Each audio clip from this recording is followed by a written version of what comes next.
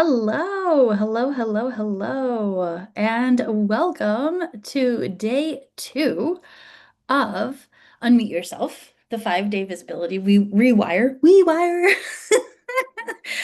5-day visibility rewire. And I can already tell I've had just as much coffee as I did yesterday. So today's going to be just as good.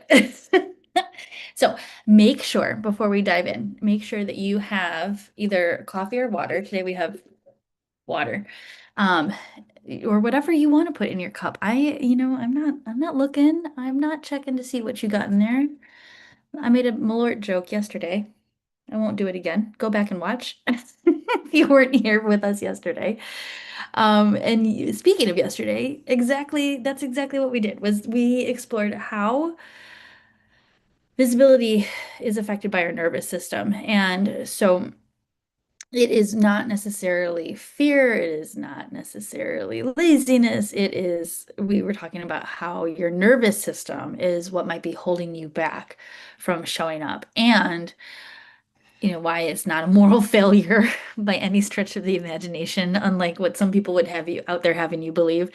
It is actually a protective strategy to make sure that we are, you know, staying alive, staying alive.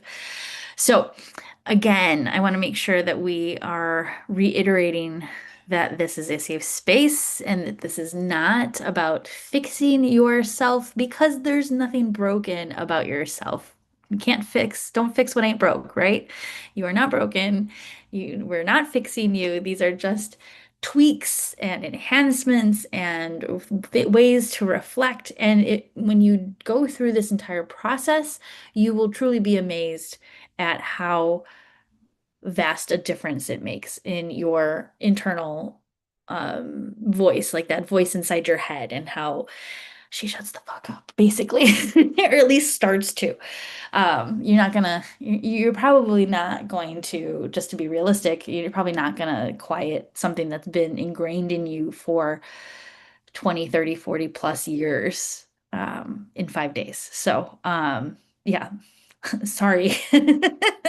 I never claimed that you would, but it's a very good start. That's why this isn't a 1 day thing. That's why this isn't a 3 day program. That's why it's a 5 day program, just to get you started and get you in the habit, starting that process of rewiring that brain of yours. So let us dive in. So where do our visibility beliefs come from? That is the main thing that we are talking about today. If you have I want to know if, let me know if this resonates. If you're watching live on YouTube, which, hi, YouTube, we're streaming for the first time over there, which that's fun. Can I see your comments? Let me, quick, quick pause. I think I might have to have that window open, and I do not. Do I? No, I don't. Okay, thank you for bearing with me. Oh, I do have it open. Okay, there we go. Let's see. Can I do that and have Zoom open at the same time on one screen? We are not dual monitoring today, so thank you for bearing with me. In case anyone pops in on YouTube, I want to be able to say hey. Um, so what I was saying is that today we are talking about. Oh, I want to know if this resonates. So let me know how this has maybe played out for you. Have you ever felt resistance whenever you're about to hit post? Your hand is maybe hovering over that go live button or the post button, publish button. Have you ever felt resistance when you're pitching yourself or even showing your face online? And at the risk of sounding like a broken record, if you have felt any of these things, again, you are not broken. You are not broken. You are just brilliantly wired for survival. And so our brains do this amazing thing where they scan constantly for any sort of threat, any sort of hint at an alarm of danger. And when it catches a whiff of it, I think that's exactly what I had said yesterday too. You catch a whiff of it and you're out. Flight, let's see if I can say it right this time. Fight, flight, freeze, or fawn kicks in. And it's natural, right? So we, one, don't want to necessarily get ourselves used to the fight or flight feeling, but we do have to learn to get a little comfortable with the uncomfortable. And so getting used to when it comes to publishing online, having, a little bit of familiarity with that, like, okay, I'm gonna feel the fear and do it anyways. I'm going to feel the butterflies in my stomach as I hit, hovering over, I don't know, I'm hovering over return on my keyboard for some reason, but I'm hovering over here before I hit that publish button. And it's okay to feel those flutters. So, it comes from, I was just thinking like, but like, where does that come from is where we should go with this is if you think back to like when you were younger, or maybe even just less experienced in your business now, right? Your brain picked up on cues about what was safe and what wasn't. So maybe you, let's say in third grade, just randomly, sixth grade, something like that. Maybe you raised your hand and you got laughed at when you said the answer, whether it was right or wrong. Maybe you tried something new and you were told that you were too much, right? I feel like women hear that a lot. And when I say I feel like it, I know we do. Maybe you were, but maybe also maybe you were praised for being quiet or compliant or accommodating. Those are also a lot of things, children are seen and not heard. How often is that cliche thrown around? Thankfully, not as much as it used to be, but back in my day. Um, but over time, when we hear these expressions over and over and over again, and when you have these experiences, it teaches our brains a rule that visibility equals risk. And your nervous system is in charge of keeping you alive. It's not in charge of keeping you successful. So we have to bridge that gap. And when we consider showing up more boldly now, even though logically it's what your business needs and you know it, your subconscious is like, whoa, whoa, whoa, whoa, whoa. No, no, no, no, no. Back the fuck up. We are not doing this because it's not safe, right? But it is. So it's just pattern behavior and it's not a personal failure. And so what we're working on this week, as you may have noticed, is changing that. That's why it's called a rewire. So let's talk about the 5 common beliefs that keep us quiet. First of all, actually, before we go in, like tell me either in the chat or in GrowthSquad in the community there, if you're more comfortable there, what resonates there? Have you raised your hand and got laughed at, or the equivalent? And I'm not trying to like relive trauma, right? But tell us a time when this has felt like it resonates with you. Tell us a time where you can think of where you know, I went live every day for a week on Instagram and all the trolls came to the yard and said nasty comments, right? Like to be expected, right? Thankfully, I haven't really had that much of a problem with it. There is an occasional troll who just last week someone was saying that I was the scourge of the earth because I wore purple pants. It was kind of my favorite. It's like, oh, the scourge? Wow. I feel quite flattered. And that is literally what I replied with. Because, thanks for the engagement.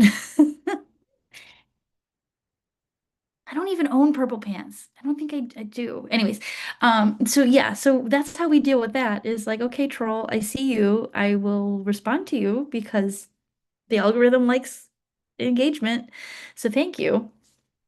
And it doesn't actually like hurt me in any way. I don't feel that in my psyche. I don't claim that. It's fine. No worries. It says more about that person than anything else. So, if that any of that resonated, if you have your own story, please tell me. Definitely want to make sure that everyone here knows that we are not alone in this. This is not, we are, no man is an island. We are not having these isolated experiences. We've all felt this way in some shape or form. But here are some of the more common root beliefs that I've come across in my coaching practice that keep us quiet. And so these are things that like I said, come up that I see come up again and again. And I've also seen every one of these myself too. So the first one, the I'm not ready yet. And this is a perfectionist's favorite, absolute favorite. It is the lie that we need more credentials, that we need more clarity, that we need more confidence. And like, oh my gosh, I'm extremely guilty of this one. I like to joke that I'm a course whore. They're like, oh, if I just take this one more course, just one more course, and then I can show up, and it'll be fine, and then I'll know enough, and then it'll be fine. No, like no, stop it. You are ready. You're ready. And honestly, even if you like for some reason truly aren't ready, try it anyways. You're gonna learn something. And I don't even know what like ready means. Like you have your brain, you have your expertise. You have, and again, like this is all in the context of like marketing and business creation, right? So like you created your business on the foundation that you're either really excited about something, you have a solution to the problem someone's facing, or many someone's, ideally, many someone's. You can solve many people's problems. And you have the experience and the knowledge and the know-how and the capability to do it. You're ready. Like, girl, you're ready, do it. So it's also really not perfectionism. We call it perfectionism. Um It's really just stemming from fear. It really is a way to procrastinate. It's really not perfectionism. You're like, oh, I'm a perfectionist. No, bitch, you just are waiting. You just don't want to hit publish. So, anyways, I'm very sweary today. I am normally a little sweary, but it's a little much today. Ooh, ooh, am I doing it right now? Am I saying I'm too much? Maybe. Maybe. I'm like, ooh, living this live. So the second one, so the first one, I'm not ready yet. Okay, got it. I think we're good there, right? But tell me if you have questions and tell me if you have comments. Let me know if that one resonates. The second one, what if I get it wrong? Oh my gosh. The number of people out there doing what you do completely or half-assed backwards. Like, and are making a mint doing it drives me crazy. It drives me nuts because uh the difference between them and you, or them and me in my case, the way I is that they have actually done the thing. They've actually said, well, what if I do it wrong? Well, fuck it, I'll do it anyways. I will learn something. One of my favorite phrases, and you may already know this if you've been with me for any length of time, is it's not failure, it's feedback. It's not failure, it's feedback. And so this whole idea of what if I get it wrong is completely tied to past criticism, to shame. And it's we all get something wrong. It's completely unnecessary to finish that sentence. It's completely unnecessary. And we all start at zero. And so we're gonna get things wrong. And that's how we learn. If we're not if we're not trying, if we're not, I brought this up yesterday, and I'll bring it up again because it's relevant here too, is that if you are not getting rejected, you are not trying. So if you are not wrong, and yeah, also like what is wrong? Like in this case, yes, there's like moral right and wrong, right? Like, we're not getting into that. But like I wore my hair wrong. I I wore the wrong shirt. I said the wrong phrase. I said the wrong stat. I quoted the wrong study. Sure, those are all mistakes, but easily correctable. And also, correct it in the caption, correct it in the subtitles, add like a little blurb, like if it's an Instagram reel, for example, or a TikTok reel, like add a little like whoop. What I meant was blah, blah, blah. Like these are all fixable.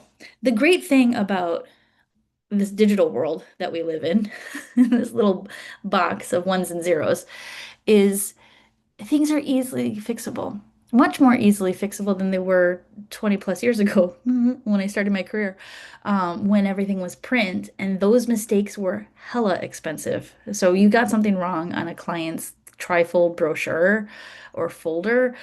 God help us if it was a gloss finish. I'm really dating myself here.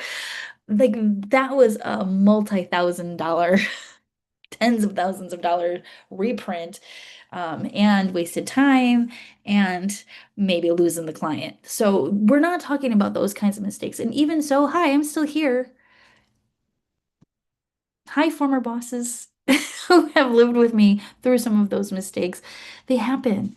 Um, And like I said, they're more easily fixed now than ever before. So, like, the fear of making mistakes publicly will keep you on the sideline indefinitely. And we can't have that. If you want to run a successful business, which of course you do, everyone wants to run a successful, everyone who's running a business wants it to be successful. And we want you to be successful too.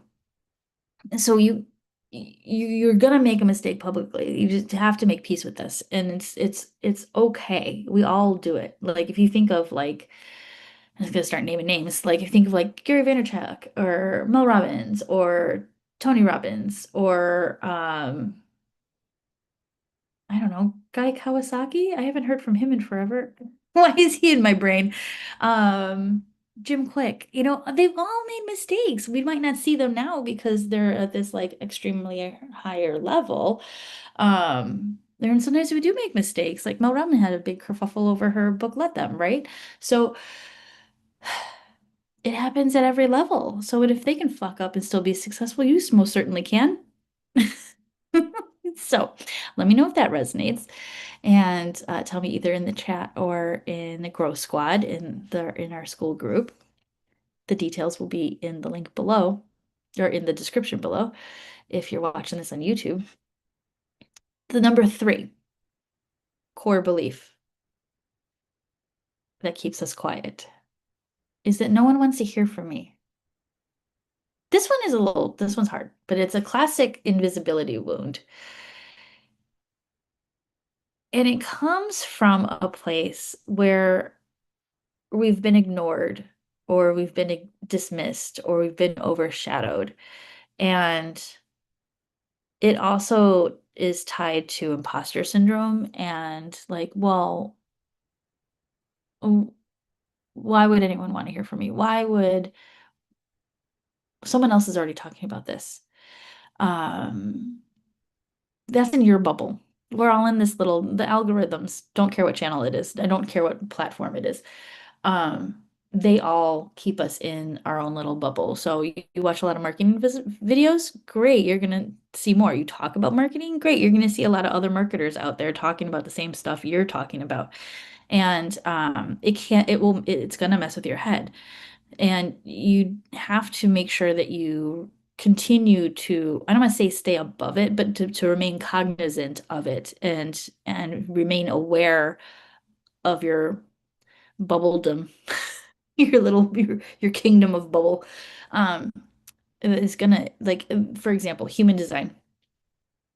I think it's fascinating that the people that are in human design are like, oh my God, everyone's talking about human design. But when I'm out in the world telling people or like talking about it, totally expecting them to be like, oh yeah, human design. I know exactly what they're like, oh yeah, I'm a blah blah blah blah blah. Right? Like I'm a 5-1 generator. That's what I am. And like, what are you? And then they're like, what are you talking about? It's like, oh, I feel like everyone knows this. And then I get super excited because I'm like, oh my God, you're on it, the uninitiated. Like the The like and then and then we have this moment of like, oh my gosh, like I didn't know that. It's really fascinating. And it is. Um and it is just eye-opening that when you actually are out in the world and out in the world and out from away from the algorithms, uh it helps keep perspective of what people actually are out here talking about. Like I'm in so many AI newsletters and discussions and blah blah blah blah. And it's so interesting to me every time I talk to actual humans. Either through means like communication like this or face to face, old school. And which I hope is new school again very soon. And that it's just like, oh, you don't know how to prompt Chat GPT even. Okay, all right.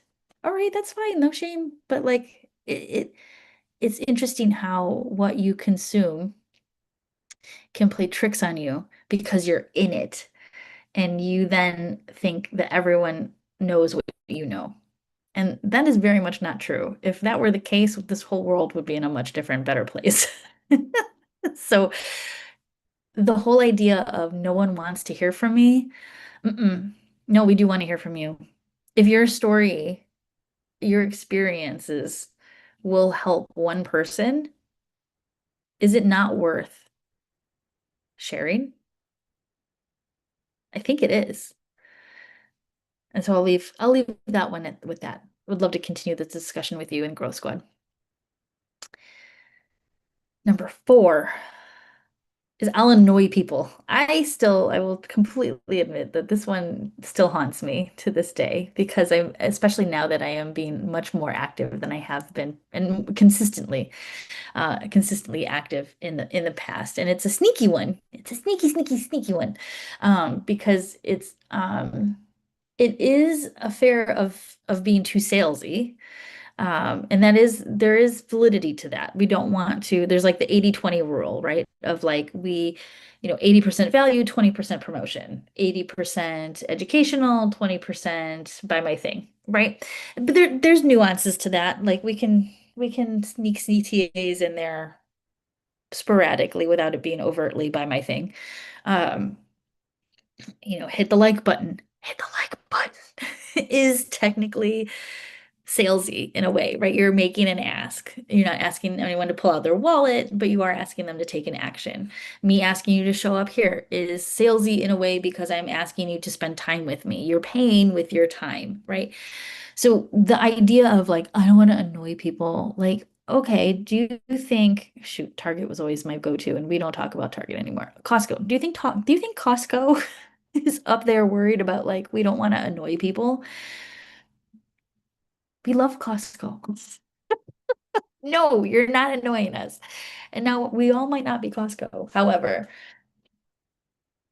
I don't know where I was going with that. I'm just gonna be totally honest.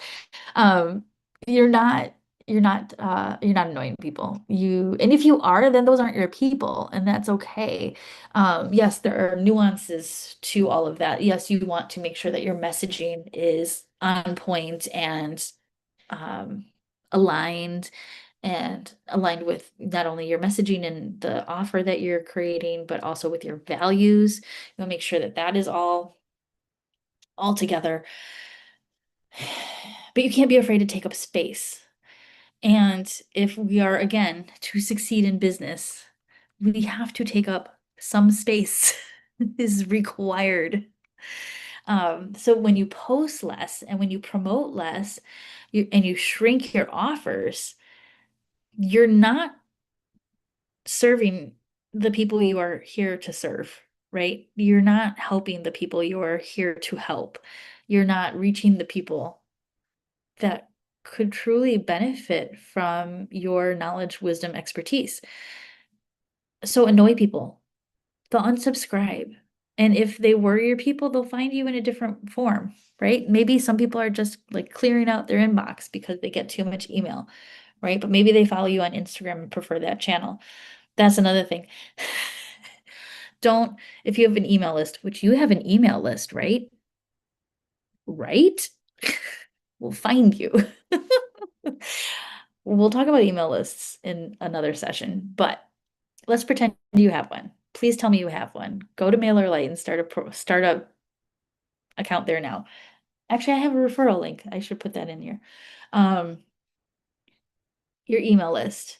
If someone unsubscribes from it, make sure you don't have notifications for unsubscribes on because it's just going to hurt your heart. Especially if you look at who unsubscribes.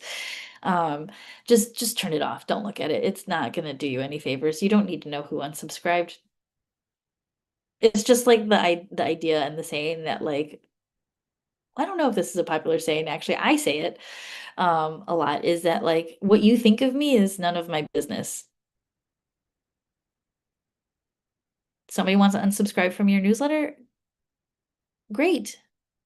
Let them let them unsubscribe and let them go find somebody else that is more their speed or their tone or aligns with their values. That's fine. They might simply be cleaning their inbox. They might simply want to hear from you in a different way, shape, or form. Um, I would say try to annoy people. I say that jokingly. Don't actively try to annoy people. I mean, with the amount that you're posting. If you feel like you're posting too much, you're probably not posting enough. And if you have questions about it, ask. Ask in GrowthSquad. We can figure that out and see exactly where you're at. And if you're posting 10 times a day on a platform, maybe it's too much depending on where you're at in the milestones of that platform. For some platforms, that's not enough, believe it or not. So that was number 4. And the fifth one is I'm too much or I'm not enough. Those kind of go hand in hand because you're probably going to feel one or the other at any given time separately for different reasons. And this one is a double bind because you believe you can't win. And so it's like, why should I play? It's like, oh, but why should I bother? It's like, I'm too much and I'll annoy people. Like this all kind of ties into each other. It's like I'm not enough of blah blah blah. And then it goes back to like I don't know enough. I'm not smart enough.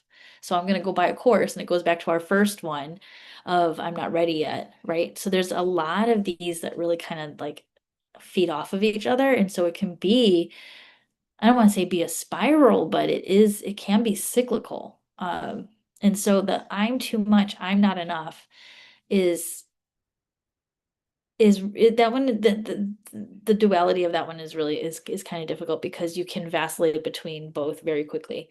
Um, I've seen some people that I've worked with, I've seen some people gravitate towards one more than the other. But I have in the past gone from like, oh, I'm being too much here. Oh my gosh, my random tangents is too much for people. But then I've had like a lot of people comment that like, oh my God, I love when you just like come up with like you throw in a joke here and there. Um, and I like that too because one, that's just how I am. That's how my brain works. And I like to pull in different things from different places in my life. And so I also think it's entertaining. It's not fun to listen to somebody drone on for too long about the same freaking thing without any sort of like tonality change or, pause or any sort of like quick chant and like we're gonna break it up. We gotta keep it moving, folks, right? And on that note, those are the five most common that I've seen root beliefs that keep us quiet. So again, I'm not ready. What if I get it wrong? No one wants to hear from me. I'll annoy people, and I'm too much or not enough. And so our job today is not to change these per se. Again, like I said, some of these have been ingrained in us over the course of years, decades, even multiple decades, even. We don't need to talk about how many multiple decades. Um, our job instead is to simply notice which ones are running the show. Which ones have we let take the wheel? Take the wheel, Jesus. And which ones do we see more often? And because awareness is the first step to this rewire. And so I need a sip of water. And so I think this is a fantastic time to ask you to jot down which of these beliefs sound like you, or which ones do you um resonate with most. If you can throw that into the chat, that would be awesome.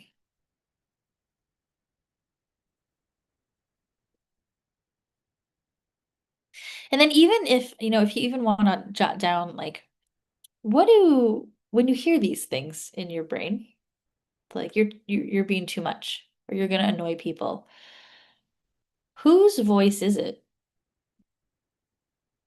It's probably not your voice. Like, yeah, it's the voice in your head, but like, where is that voice actually coming from? Is it your mom? Is it a teacher? Is it your dad? Shitty old boss? I've been blessed with really nice bosses. I appreciate them all very much, very, very much. Couple exceptions. Just a couple, though. It's okay. It's not a bad thing. I learned a lot. Is it also maybe the voice of your inner critic all dressed up in a trench coat? That's always fun. And again, we're not blaming any of these people or things, but we're clocking it. We're mapping. We're noting. Good old Capricorn noting. And now, since we're on this trajectory, this journaling trajectory, let's get into the reflection prompt for today. If you're watching the replay of this, you can hit pause after I hit the prompt and just hit play whenever you're ready and come back to it. But again, I hope you have some sort of paper or pen or something like that. If not, hopefully I've blabbed long enough for you to take go find some. So the guided prompt, what visibility belief am I currently operating from? And where did I learn it? What visibility belief am I currently operating from? So which of those five? And where did I learn it? So again, is it I'm not ready? What if I get it wrong? No one wants to hear from me. I'll annoy people. I'm too much or not enough. Or something else. It could be something else. These are not the only ones, but these are some of the most common ones that I've seen. So take a few minutes, even just a couple seconds, and write down which one resonated with you the most. And if any of them had a voice to them, parent, boss, eighth grade teacher, etc., bonus points, extra bonus points for sharing.